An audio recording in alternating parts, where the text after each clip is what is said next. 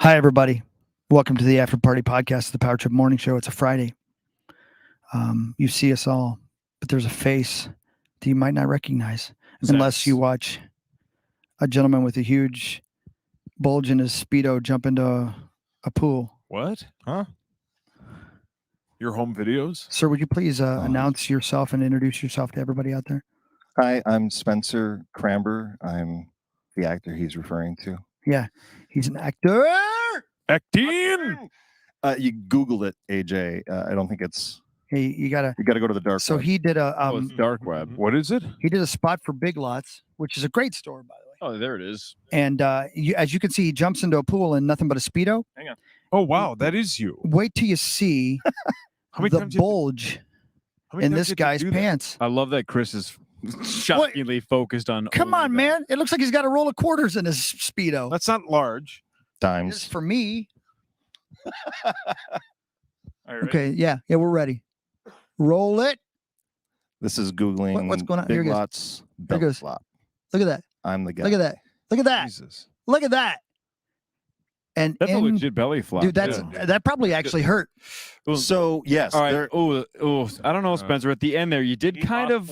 Yeah. Yeah, Yep. that's last second. You kind of lost form. I agree. It's Oh, look at you there.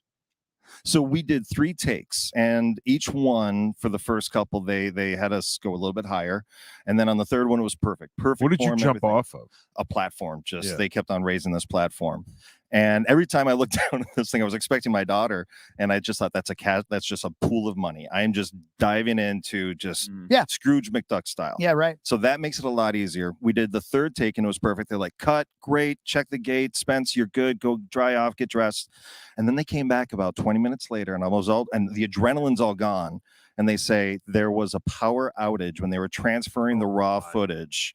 So we have to do it again. Oh, and then it Jesus. became, at a certain point, you're not a human anymore. You're a meat puppet. And they're just like, great, let's do it again. Great, let's do it again. And so then we started getting takes like that, where the body just starts reacting. The body's just like, I know what you want to do, but I'm protecting myself. Yeah, and your sure. legs just are doing things. So Wow. luckily the stunt coordinator stepped in and he was like, nope, one more.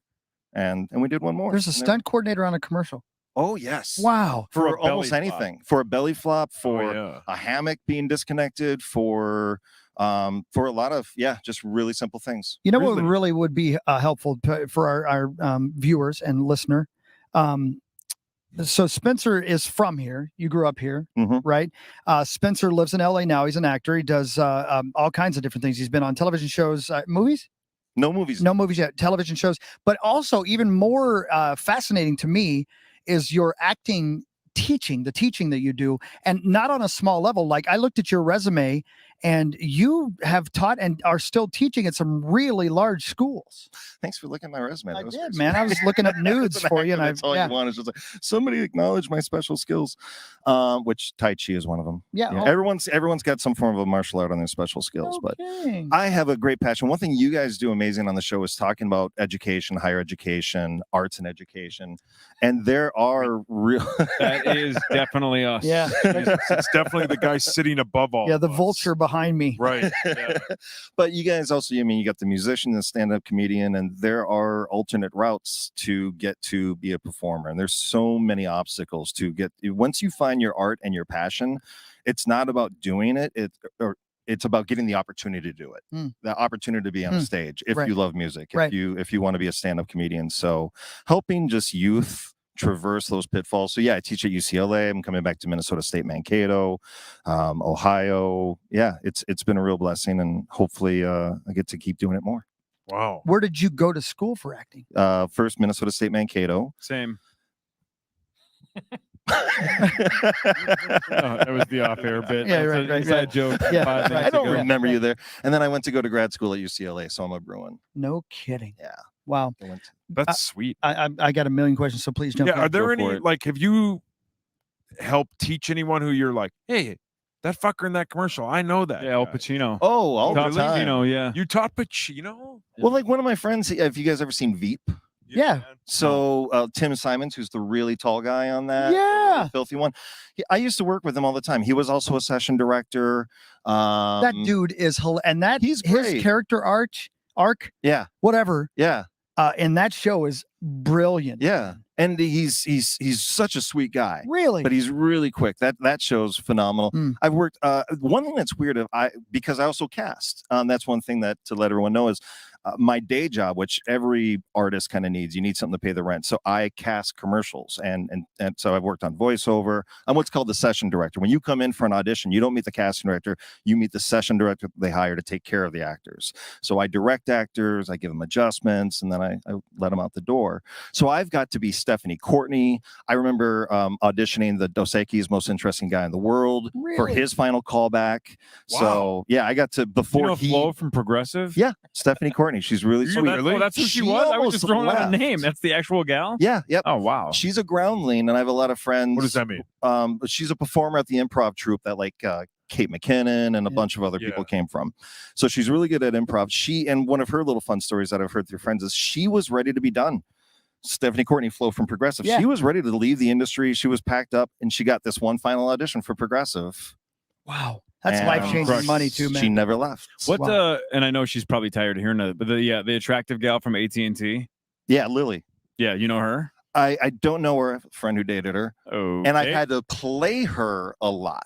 Did your friend have big hands? As the guy who's running the audition, and you're auditioning the ancillary characters, like the accountants or whatever, I'm the one who has to be off camera reading her lines. Oh wow. So yeah, I've had to play all these people more than meet them, which is weird. Interesting. Well, there are so many layers to even shooting commercials that I would never have guessed. It's $1 million. Every commercial is referred to as a small film. They don't look at it as a commercial. They refer to it in callbacks and in pre-production meetings as a small film because it is millions of dollars. I was in a Vodafone commercial once, downtown LA, 3-day shoot, hundreds of extras. We had an elephant. We had a prosthetic elephant butt. It was rained out about 2 days. You get to take that home? Never made it to air. Oh, it Never made it to air. Never made it to air. I contacted the director months later because I wanted the footage. And I'm like, whatever. And he's like, didn't work in post. That's literally just taking like the Joker, a pile of money, and just burning gas on it. It's just waste, right? AJ, you might know this. Somebody help me. I think his name is Mike. Used to work for the Wolves. He's done 1 billion commercials now. He's in that Doritos commercial. He's a super good dude. I'm blanking on his last name.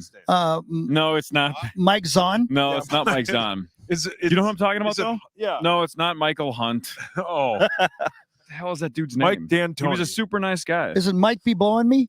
No. Well, you're like, you guys know that bit you play. Nobody's talking to you, Kevin. No one asked you, Kevin. Yeah. Kevin that he's referring to his name's Michael Seeloff, tall blonde kid, and he's from Minnesota.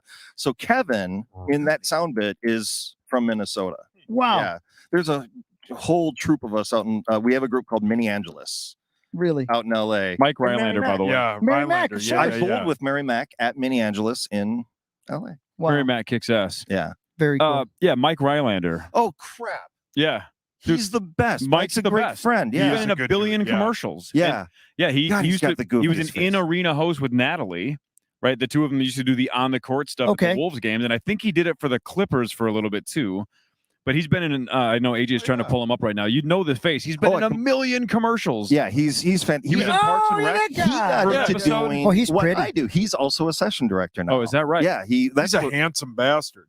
yeah, he's a goofball. He looks a little bit like Wally Zerbiak. A little bit. Yeah, never quite realized that. So there's a whole contingency of us out there who are trying to make it, and we all have real jobs and we all do the hustle and go to the dance. Do you really? That's interesting. I can't read any of what to say. Tom jerks off. Yeah, thanks. Tom jerks off. Oh, Brad McDonald. Yeah, Brad is also an awesome guy. Yeah, he's another person out there who, and he's really nice. Brad is someone who will send me a beautiful message every birthday and like really write something out. And he's, as the person points out, he's one of the taller guys in the Progressive commercial who's kind of like he's another Minnesotan dude. So you audition these folks, but you don't actively find the people. No, that's the casting director. They put out the submissions. Then when they finally come in, it's that's when they meet me. And again, I'm but still I will astounded. bring in friends. I will have a list, and when something comes up that I think of somebody, if I'm looking for a 50 year old guy with a bunch of tattoos and a small wiener, I'm your guy. I know. I know a guy. Yeah. And I'm available, by the way, for that role, and I have no pride. One thing that's weird right now is that casting, and it has become, because of the pandemic, so much more available. I'm interviewing people across the country now. Yeah. The other day we were casting for John Deere, and literally we're just interviewing farmers through Zoom and everything else. So every actor has their like home studio set up, because everyone's doing self tapes or auditions on Zoom. So wait, he does self. You two, Hawk and Sauce specifically, I think Zach's dabbled.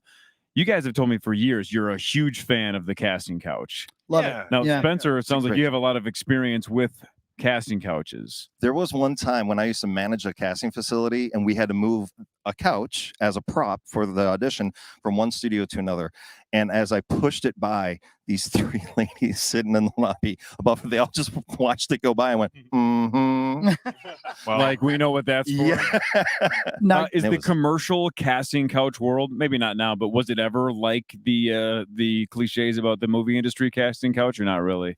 Did it ever get dicey for commercials? Here's one thing that's funny. I became single at the point of the Me Too movement, and that was a horrible time to be single in casting. Oh yeah, because you become friends with people, but you have to be so professional. Yeah. Especially now when somebody comes in and there's things that come up where it is like we were talking about a performer lately being Me Too'd, and it's you have to be. I've had to audition kids for ESPN making out in a dorm room. And it's literally, you bring in a bunch of people into the room and you say, okay, you're going to be paired up. And you're going to be paired up. When you come in, I'll slate you. You sit down and you're just going to start making out. That was an audition. 14 years old? No, these were college students. And it was like so in the dorms. So imagine being an actor, plus. 20 years old, showing up and you just get to make out with somebody else. That sounds incredible. It was. From a dude's perspective, it sounds great. Yeah. Fair. From a lady's perspective, not so good. You get the Zach Halverson going, oh, fuck, I quit. I'm going back home. I had a buddy of mine who tried the acting circuit a while back, and he told me that there were a lot of times where you know, this is back before like the internet is what it is, but you would go in and be like, hey, they need this in a role. And you get there and it's fucking porn. Is that still a thing? No, that's if you have if you're trying to get the auditions yourself, and then you got to be really careful about filtering. If you have representation, a manager, an agent that's looking out for you, then they won't. But some people, there's that cusp, man. There's that soft porn. There's the simulated sex.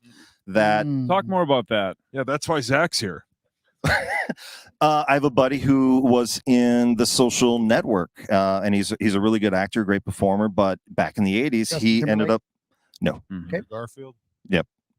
But he had to be in like a Cinemax because he just didn't have any credits. So he was in a soft porn, but he was not a performer. Yeah. He was just like the goofy sidekick, but that's a credit. Wow. Yeah. It's on there now. Wow. You know, so there's, it is sad to hear. I have heard of female friends from Minnesota who go out there and, some all of a sudden you start getting talked into certain things. Missy Peterman. Yeah. When she did Fargo, she was supposed to be topless. No kidding. I believe, and Missy, if you're listening to this, she also was Minnesota State Mankato. Of course, love her, yeah. And she got on set and she went aside and she said she called her agent and they contacted the casting and they said, okay, great, we'll just kind of arrange it. So, and you don't see her topless. But I believe she said when I talked to her once, she was like, they initially wanted her topless for that scene in Fargo, and she said, no, thank you. And that's a huge thing. Imagine her; she doesn't have credits. Yeah, she's working with the Coen brothers. Yeah, and that took a huge strength for her to say, because they could have easily gone, well, fuck, we'll find somebody that will. Right. Right. That is one of the craziest things that actors have to deal with. When I was on Criminal Minds, I had this. It was a small co-star, one line. A great show. And there's 20 extras sitting behind me. And I've seen this on set where if you give them any reason, you flub a line or they're just not feeling it or you look nervous, they'll just say, hey, let's put you back in your trailer. You come up, you say this line, and they'll just remove you. That's kind of what we do with Sauce's sports updates. That if he fucks up, we just let Zach do it. Yeah, and that's Zach just always is. It's worked out real well. You gotta have extras around. Speaking of replacements, this is a podcast, so this makes no sense for you listening in the future. But how about breaking news? AJ just sent me this too. Mike Richards, the host of Jeopardy, stepping down effective immediately, basically saying the negative attention isn't worth it, and he's walking away. You don't need that, I don't care how much they pay you. Basically said, thanks for the opportunity, dream job, blah, blah, blah, blah, blah. But as a result of all the negative attention, it's not worth it. I'm going to move away from this, and the search will continue, I guess. So. Wow. That's kind of a quick Well, he's got turnaround. What the a I thought Seinfeld money. didn't some other stuff genius. I don't know. I don't know Didn't the some whole other story. stuff happen though? Didn't they claim that like he'd said some like mean things on like an old podcast? Isn't know. that part of this? I have don't no know. idea. I thought I read I that. don't know. I live near Sony Studios in Culver City, and I drove by the other day. Oh, and is that where they invented the Butterburger? I'll find out. Culver. That sounds really. Oh yeah. Zach, could you step in and do a better joke than that, Yeah, please? could you help out? There's a dude standing outside of the gate for Sony where they tape Wheel of Fortune and Jeopardy, and he was totally dressed in a suit with a sign saying, "I want to be the next Jeopardy host." It was like Was I it just Nick standing out there. Swartzen? Wow. No, it Was was it LeVar I've run into Burton? Nick. just waiting. What do you think? Who should the host be? I don't know. Mayim? Yeah, sure. I'm fine Yeah. with that. Yeah. I didn't see her actually do it, but Right. she seems like she'd be I'd okay. be curious if she wants, because she was supposed to do the specials, which might be better for her schedule. She might not want to be that. She might be like, I just want to do it a little bit. Sure. I don't want to. Which maybe they should just have a That's sort rotation. of like my wife. Hey, you were talking about being on Criminal Minds, which I kid you not, that is a great show. Could you? And again, I know, regardless of whether it was a small part or a big part or whatever, tell me the list of shows that you've been on. Well, I was telling Cory when we were in Vegas, I was just on an Amazon show called Them. Yeah. Which was a trippy experience. We shot that before the pandemic. It came out after the pandemic. I literally forgot I was on it. Even I was looking at all the billboards on Santa Monica Boulevard that were saying Them. I was like, oh shit, that's my show. Them, Criminal Minds, Young and the Restless, and probably about 40 to 50 commercials. What'd you do on Young and the Restless? I was a cop. I was a security guard at a bank in Minnesota. So I went into audition, and I knew it was a Minnesotan security guard at a bank. It's the storyline. This is like 2007, where two young lovers trying to go wisdom Emilio Estevez and Demi Moore up to Canada, and they're robbing banks. So they stop by a bank in Minnesota, and he shot. She drops a gun. I'm supposed to go for it, and that was literally it. And then I think I got taken out somehow. So it was a one-time thing. And in the audition, the casting director was like, so you're from Minnesota? And I go, yeah. And she goes, can you Minnesota-ize us at all? And I go, what do you mean, like dropping oofta? And she was like, yeah, do that. So I just started dropping like ooftas and you betchas in my script. Right. And Like, then so when she dropped the gun, you were like, oh, sure, I'll pick that up. I got that there. Oh, I'll shoot, get you that for you. dropped your gun. Let me get it for you. Yeah, there. woof. And on the drive home, they're like, yeah, you booked it. I was like, shoot, be in a Minnesota. How great of a feeling is that? That's got to be the best feeling ever. It's the best. Yeah, when you find out that you want to hear the word booking. But then the big thing that a lot of actors have to know is that you don't cash the check. You don't spend the money until you see your face on the screen. Meatsauce. You get edited out. You can get, there's a lot of stuff that ends up on the cutting room floor. So make frame, make edit. That's your goal. So I'm sure that's, go ahead. Sorry, if you get edited out, do you get like No, any you get no hourly residuals. nothing? But you get the initial paycheck. You get the session fee for being there the day of. Okay. But yeah, there's no residuals or anything else like that. I was in a Nike commercial with LeBron James, and we were all basically like 20 Sick brag. extras. Wow. I got to play the videographer. If you Google Nike chalk, it's I got to be the videographer next to LeBron James as he does the chalk throw up. And they tried to downgrade all of us. So we had to go to SAG and contest it. And a bunch of us got upgraded. But there was My tits one went to guy Zag. Yeah. who Sag. just at the right moment, Sag. you couldn't see him. And he got it out. We all made probably about 20,000. He made nothing. No kidding. So that happens quite Jeez. a bit. Well, that sucks. That must be nice. Mhm. You gotta edit it so out. I'm going to be it's- chalk guy. Hmm. Speaking of LeBron, did you see Space Jam 2? No. It sucked. Don't.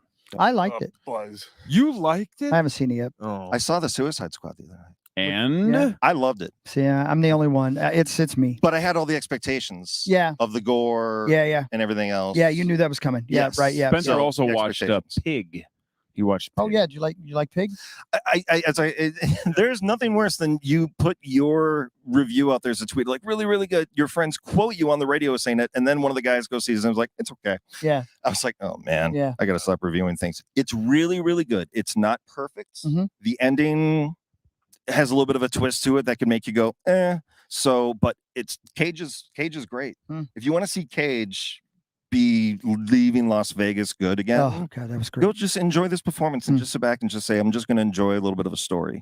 Spencer, I know we obviously we heard you went to Minnesota State Mankato. Where'd you grow up?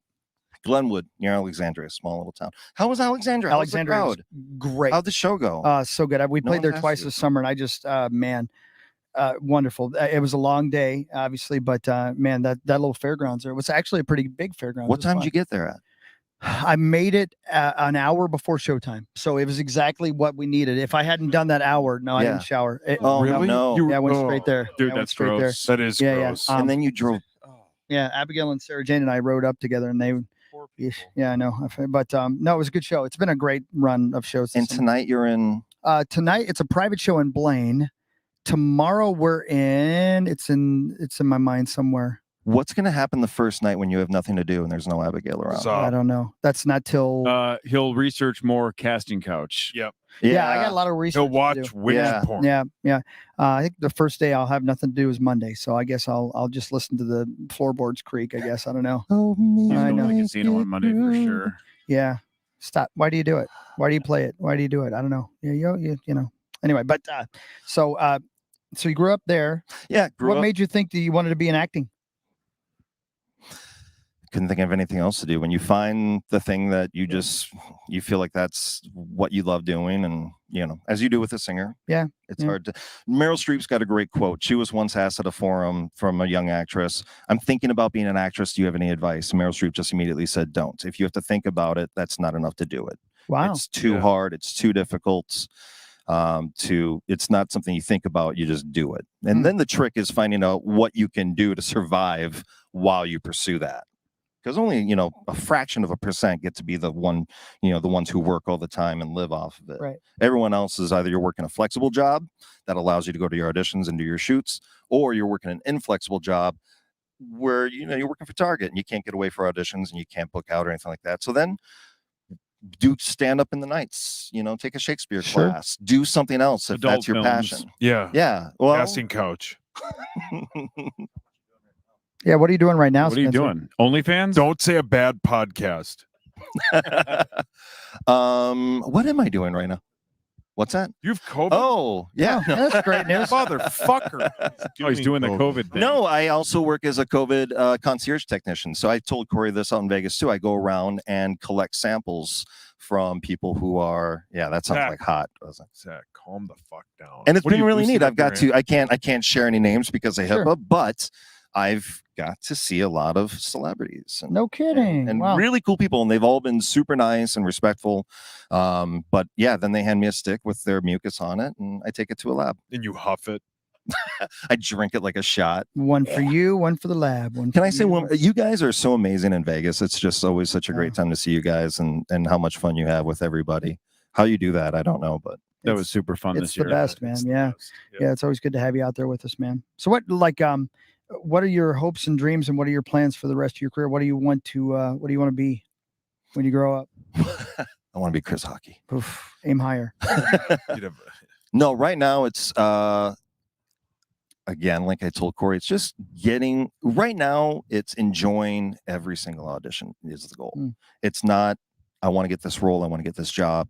It's that I want to find joy in telling this story in the next 60 seconds because it happens so infrequently that's when and then everything else just falls out as it does. Everybody moves out there wants to be either on Broadway, TV, or film. One thing that I focus on, and we can talk about later, is what are you going to do beyond that? There was a Minnesotan kid who just graduated from Minnesota State. He came out, we got connected, we had coffee, and I just started throwing out these other options to him: stand-up, voiceover, hosting. And it clicked, and he went, I want to be a host. I've always wanted to be the person who interviews a celebrity for like ET or something like that. I'm like, you can make a living off of that. Yeah. You can go in LA and find somebody who will train you how to do teleprompter work, ear prompter work. And then you can get work on that and be happy. Yeah. So don't just aim for TV or film, find something else. I did an open mic a couple years ago because I was like, I want to, explore a little stand-up because that is a great avenue to getting a lot of work. It's also not easy. Oof. So How'd it go? What's that? How'd it go? Not good. The thing with an open mic is versus like your guys' show, everyone's there at an open mic, everyone's there waiting for their moments. Yeah. Yep. And they're their totally in their buddies. head. Yeah. And a lot of them are kind of just pricks. Yeah. A lot of stand-up comedians come from a place of negativity, which I really gravitate to the ones who are just having fun, ripping on themselves versus like, I hate the world. So stand-up mic is open mic can get really kind of precarious like that. When you go in and they're already cheering for you, that's when it can be a hit. Right. That's why I love how you guys did your show. Like open mic stand-up comedy is the weirdest fraternity that's the toughest to get into, because you get like a group of people that are there and they've done it a while, and then somebody else comes in, they're like, who the fuck's this? And then it's a weird world, man. When was the last time you did an open mic? Oh God. Yeah. 10 to 15 years ago. I used to do it at Grumpy's, and at first they fucking hated the sight of me, because I, like, my buddy, we'd get high or drunk, and I was obscenely hideously looking, and then there was just whatever, and then I just stopped doing it because they were all fucking obscenely hideously looking. I was. You did stand-up comedy at Grumpy's? Yeah. Is that what I said? Yeah, no, that's a perfect place for you to do stand-up comedy. Grumpy's, the bar, yeah. Fucking C-bombs won't laugh at me. That's basically what it was. Yeah, when you go into a place and the fans are already pulling for you, it's so much. You can say anything and they'll just laugh. But when you walk into an open mic, it's a lot of people sitting there going, I want to be funnier than you. Yeah. So sure. that's a hard. But if you can win over that crowd, your shit's working. Yeah. If you can get them laughing, then it's like, okay, that joke is working, and I'll keep that bit. So I suppose just look at it as a challenge rather than we sleepy. You okay back there, Zach? Sex scene. Oh crap! This was the story I was going to tell you guys. He just fucking ignores you. So I got booked to be a boom operator in a music video for Shane Ward that they shot it down in the Viceroy in Santa Monica. Shane Ward was the winner of like the British American Idol. Okay. Back 15, 16 years ago. I didn't know who he was either. I had to Google it earlier. I get there and they're like, I'm a boom operator for this scene. And in the video, he sees a girl, they chase each other through this hotel, and then through all these little crazy scenarios. And one of them is a fake porn scene being shot at the hotel. And I was booked as the boom mic operator for the fake porn shoot. And they had two real porn stars there. I don't remember their names. I can see you're already looking to ask. He was probably about 45 and looked like Brutus the Barber Beefcake. She was 23 and really pretty. They're both there in robes. They started doing the simulated sex scene. Everybody's watching from everywhere that they can. The clients, the staff of the hotel, they all look like Muppets, just their heads stacked. And it's all simulated. So explain exactly what that means. The prosthetics and, no, Christ, not you, not the perv, not you. My God, they're calm down, they'd be completely naked. They're just there's no penetration. Right. And so, like my marriage. And the whole time I kept on thinking, like, there's these other guys that are the cast is like the director and the cameraman, and they got these glasses on and these hats, and they're all looking goofy. And I'm sitting there with a boom mic, and even the director a couple times, he's like, "Yeah, tap her on the head with it." I'm like, "This is gonna end up. My God, this is gonna end up like I'm gonna be on Jay Leno one day." There it goes. Yeah. Uh-oh. So there goes your shot at Dave Berkowitz.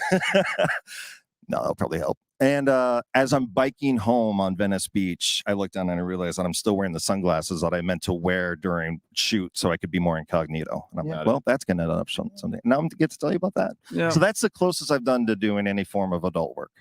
Well, you're still young. That's on tape. So how do you shoot a sex scene?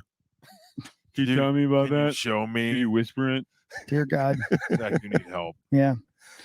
Last question, then we can wrap this up. Do you like living in LA? Do you like living in California? You technically don't live in LA. You know what I mean? Do you like it living out there? It's expensive. Yeah. Traffic sucks. Yeah. The traffic during this quarantine has been the best. Yeah. There's one thing to preserve. Well, when you take 50,000 actors off the road going from the Valley to Santa Monica to Hollywood, they can just audition from home. That makes it a lot easier. And you miss Minnesota. Minnesota's home. I still have the Star Trib app, and I still listen to you guys, because you guys keep me connected, and all of us out there in Los Angeles to back here. So, as long as I'm listening to you, it's like I'm never really away from home. What kind of a cultural impact is the Power Trip Morning Show having on Southern California? Great question. Like, is it a visceral thing where you can see it, feel it? Yeah, the billboards that you guys have up around there, great. That's awesome. We can't get one here. Yep. Yeah, we can't get them here. I had to buy them myself because I lost fantasy the football. most expensive area to put one. A lot of confused Los Angeles driving around going, who are these white guys? Yeah. If somebody wanted to contact you, is that something you do? Absolutely. My last name is Kramber, K with a K, Kram. And my website is spencerkramber.com. They can reach me through there. Teach at universities, do private sessions, not like that stuff. Mm-hmm. Yeah. Operate a boom mic. Kramber. Spencer Kramber. Yeah, that's right. Rhymes with Amber.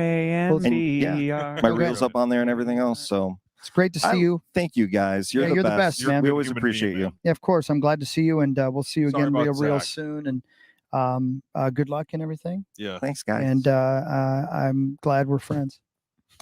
Thank you. That's about all we got for the show today. And that right there is Zach. And as you can see, there's a lot of fire smoke in the sky because for some reason he's red. Right. I'm not sure. Getting to see could you do me a favor and go oompa? Look, you just go oompa, oompa, scurvy? do. Zach, are you the devil? Zach, look right into the camera. Yeah. Don't smile. Put the microphone down. There, watch. See. Yeah, look at him. Oh, what the hell? Where'd he go? Did he disappear? Zach, oh my do you know God. how to do your model look? No, all right. I don't so want. Stare into the camera. I don't want smile with just your mouth, not your eyes. Give me good. Now raise your eyebrows. Now take away your smile. That's your model look. Oh, are you kidding me? That's really it. Okay, now watch. Okay, so now Zach, smile again. Now lose the eyebrows. Now lose the smile. Now stay 100 yards away from. Right. Now quit masturbating in my yard. Oh dear God, I'm frightened. Love you guys. Have a great week, and we'll see you Monday.